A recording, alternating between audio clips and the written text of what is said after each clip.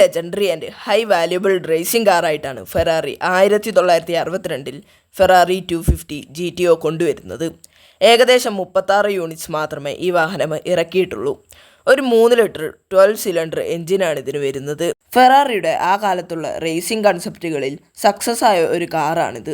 1962 മുതൽ 1964 വരെ ഇതിൻ്റെ പ്രൊഡക്ഷൻ നിലനിന്നിട്ടുള്ളൂ. പിന്നീടുള്ള എല്ലാ റേസുകളിലും ഈ വാഹനം തൂക്കി വാരുകയായിരുന്നു. 1962 നടന്ന ക്ലാസ് വിൻസും പിന്നെ വിക്ടോറിയസ് ദി ടൂറിസ്റ്റ് ട്രോഫിയും പിന്നെ ലെമാൻസ് റേസിംഗും ഒക്കെയായിരുന്നു ആ സീരീസുകൾ. 294 HP 296 Nm torque at 5600 RPM വരുന്നത്. ഏകദേശം $18,000 ഇതിൻ്റെ വില വരുന്നത്. ഇപ്പോഴത്തെ ഡിമാൻഡ് അനുസരിച്ച് ഈ വാഹനത്തിന് വരുന്ന വില ഏകദേശം $54,000 മുതലാണ് സ്റ്റാർട്ടിങ് ചെയ്യുന്നത്.